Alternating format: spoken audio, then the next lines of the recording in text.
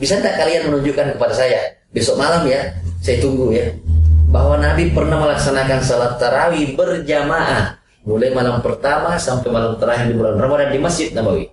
Salat tarawih itu baru ada, salat sunat berjamaah di masjid baru ada di masa Khalifah kedua Sayyidina Umar bin Khattab.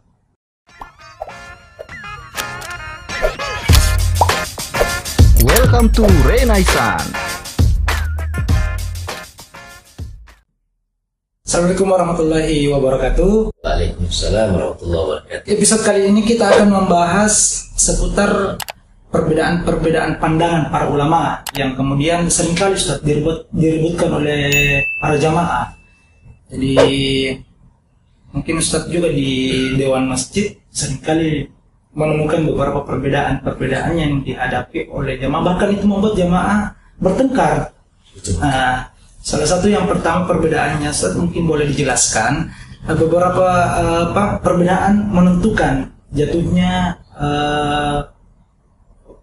bulan Ramadan, penanggalan kapan masuknya awal Ramadan. Jadi bisa mungkin dijelaskan kepada Sobat Renaissance terkait itu, Ustaz. Ya, terima kasih. Assalamualaikum warahmatullahi wabarakatuh. Sobat Sainsnya insyaallah dirahmati Allah.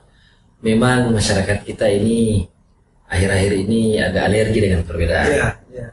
Jadi terkhusus mengenai perbedaan penetapan satu Ramadan atau masuknya satu Syawal, biasanya itu ada dua metode yang dipakai oleh ulama kita.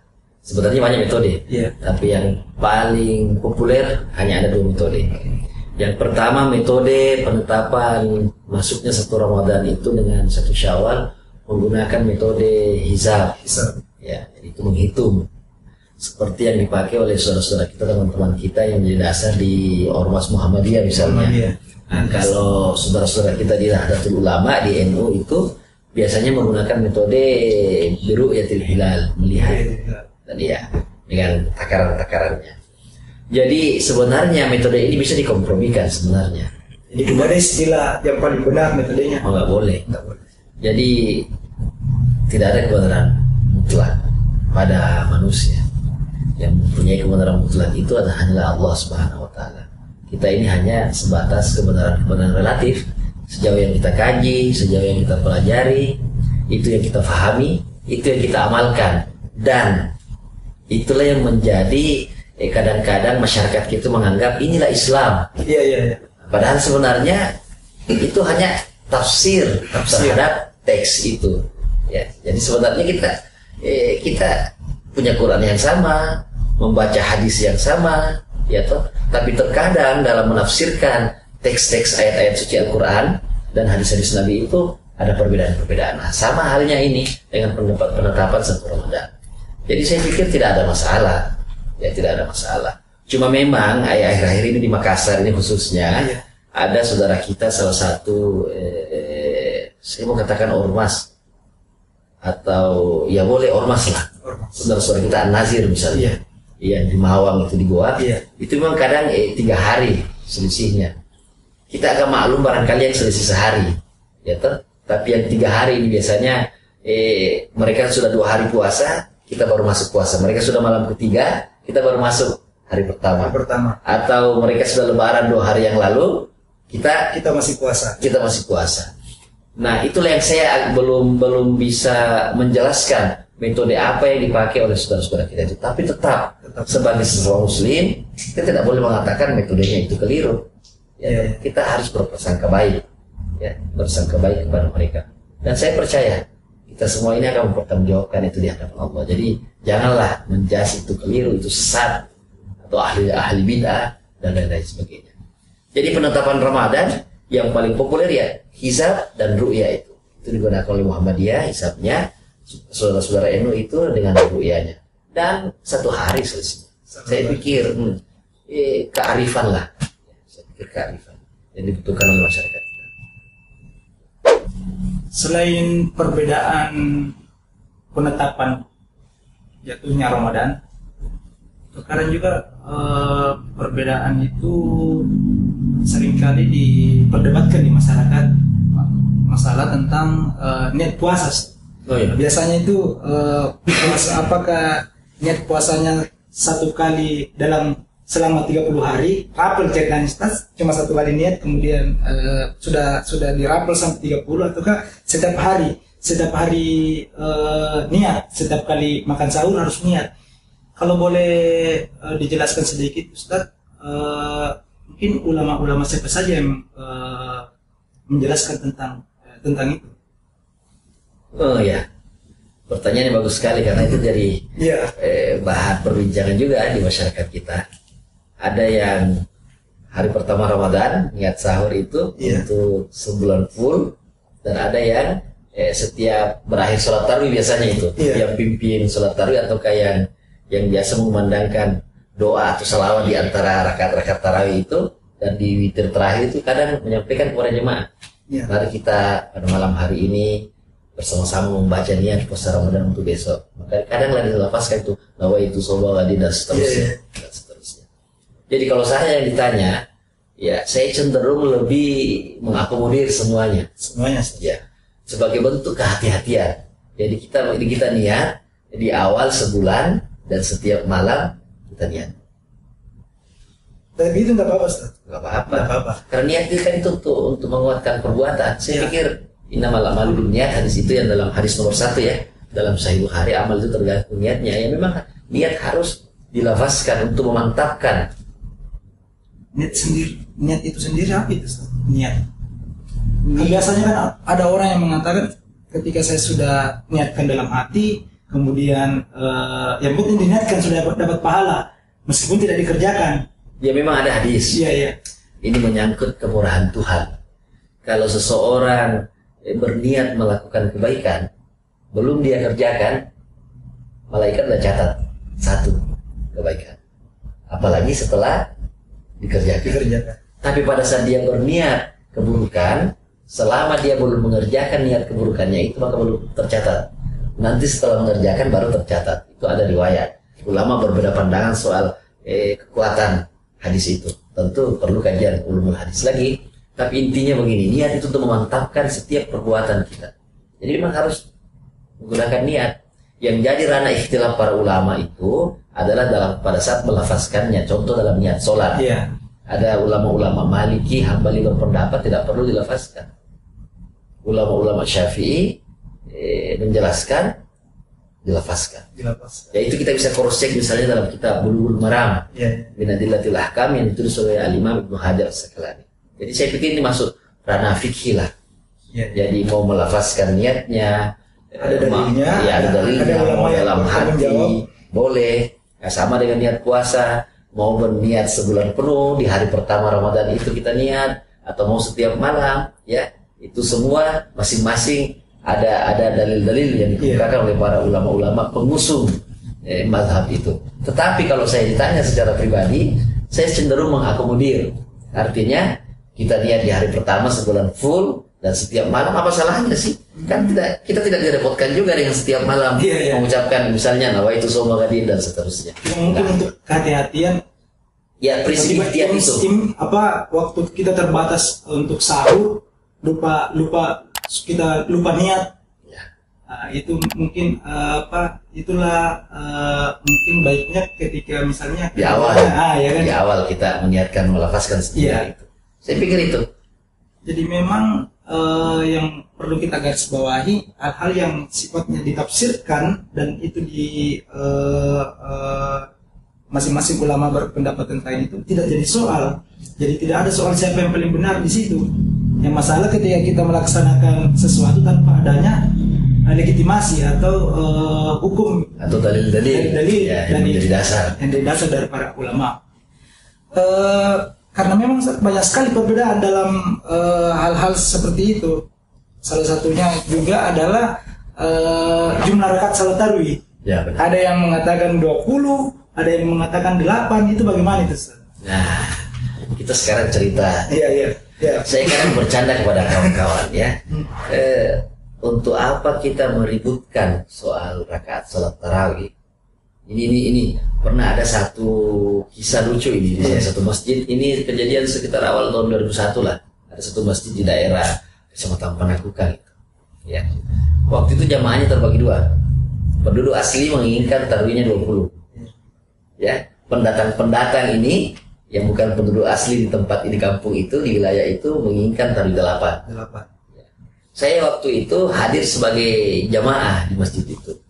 Saya mengambil jalan untuk mendamaikan mereka, berinisiatif untuk mendamaikan. Saya tantanglah kedua kelompok ini, saya bilang, waktu itu saya belum dikenal, karena awal-awal saya di Makassar ya. Saya sampaikan kepada mereka, saya mau nanya kepada kalian ini, misalnya yang ngotot tarawih 20, kalau kalian bisa menunjukkan kepada saya dalilnya bahwa Nabi SAW pernah melaksanakan salat tarawih mulai malam pertama sampai malam terakhir di bulan Ramadan 20 rakaat, maka kita semua ikut tarawih 20. Inilah yang akan kita pakai, kita tetapkan di masjid ini. Dan saya maka yang kelompok 8 sudah mulai senang. Wah, ini kayaknya Ustadz ini kawan kita ini, pendukung kita. Dalam hati saya bilang, tunggu giliranmu. Ya, setelah saya mengarah ke teman-teman 20, saya mengarah ke teman-teman kelompok 8. Saya katakan dengan pertanyaan sama, bisa tidak kalian menunjukkan kepada saya besok malam ya, saya tunggu ya, bahwa Nabi pernah melaksanakan salat tarawih berjamaah mulai malam pertama sampai malam terakhir di bulan Ramadan di Masjid Nabawi dengan 8 rakaat. Seperti yang kalian katakan, itulah yang paling mengikuti sunnah Rasulullah. Jadi saya tunggu jawabannya, nggak ada yang bisa menjawab. Jadi, karena memang nggak ada dalil-dalil tentang itu. Jadi memang kalau kita mau mengkaji misalnya dalam Sahih Bukhari misalnya, salat tarawih itu baru ada, salat sunat berjamaah di masjid baru ada di masa Khalifah kedua Sayyidina Umar. Dan itu terjadi pada masa separuh pemerintahan Umar. Kalau saya tidak salah, Sayyidina Umar memerintah 15 tahun. 15 tahun. Itu separuh masa pemerintahannya, kira-kira tahun ke-7 atau tahun ke-8, barulah di Sayyidina Umar berijtihad. Nah, ini kan dalam keyakinan mazhab Ahlus Sunnah wal Jamaah bahwa semua sahabat itu adalah mujtahid mutlak. Ya, mujtahid mutlak. Artinya pendapat-pendapatnya, hasil ijtihadnya itu diikuti. Mesti diikuti. Karena mereka ini adalah sahabat-sahabat Nabi. Itu pandangan mazhab Ahlus Sunnah wal Jamaah. Nah, berdasarkan itulah Sayyidina Umar pada masa itu melihat kaum muslimin fenomena di Madinah setelah sholat Isya berjamaah di Masjid Nabawi. Ada yang sholat sunat sendiri, ada yang sholat sendiri, ada yang berdiskusi, ada yang baca Quran pada waktu itu. Akhirnya Sayyidina Umar berinisiatif untuk mengumpulkan ini daripada beliau berpikir, daripada kelihatannya ini nggak kompak ini kaum muslimin ya, maka dikumpulkanlah. Maka sejak saat itu dimulailah, kata Umar, sholat sunat berjamaah dan dikenalnya dengan salat sunat tarawih. Pada masa itu sebagian sahabat menolak. Bahkan ada yang berkata Umar melakukan bid'ah, Sayyidina Umar melakukan bid'ah pada waktu itu. Ya, tapi seperti itulah perkembangannya dalam sejarah. Pada saat itu langsung 8 rakaat. Dan memang tarawih itu 20 rakaat. 20 rakaat di masa Sayyidina Umar. Nah, bisa kita buktikan kalau kita jalan-jalan ke Jogja. Masjidnya Kiai Ahmad Dahlan, pendiri Muhammadiyah, sampai tahun kemarin itu tarawihnya masih 20 rakaat berjamaah. Ya. Jadi artinya tidak perlu dipersoalkan apakah saudara-saudara kita mau sholat tarawih 20 rakaat ataukah apakah saudara-saudara kita mau sholat tarawih 8 rakaat. Tidak ada masalah. Yang pokok ihya al-lail, menghidupkan malam di bulan Ramadan. Jangankan jumlah rakaatnya, sholat tarawihnya aja kalau mau dirujuk kepada Nabi nggak ada dasarnya. Kalau gitu yang kita mau ngotot di situ, ya tuh. Apalagi soal jumlah. Jadi saya pikir yang mau tarawih silakan, yang tidak mau tarawih. Maka saya biasa bercanda begini sama jemaah. Kalau ada ustadz yang datang ceramah di masjid kalian, ada 3 fenomena itu. 1, ya ada ustadz selesai ceramah langsung pulang ke rumahnya, langsung meninggalkan masjid. Jangan kalian berprasangka buruk. Wah, ini ustadz ini udah ceramah langsung balik, malas ibadahnya. Nggak boleh. Karena pasti ada 3 alasan di situ para mubalik kita. Apa itu? Karena ini pengalaman kita. Ya, tentu Ustadz Ujai juga seperti itu. Yang pertama, kenapa ada mubalik yang tidak ikut salat tarawih setelah ceramah tarawih? 2 jadwalnya. Malam itu dia punya jadwal di 2 tempat. Maka diaturlah di masjid pertama dia tidak tarawih, di masjid kedua jamaahnya ya, salat tarawih dulu, setelah tarawih baru ceramah. Itu yang pertama. Ya, ini Ustaz terkenal ya. Jadwalnya padat.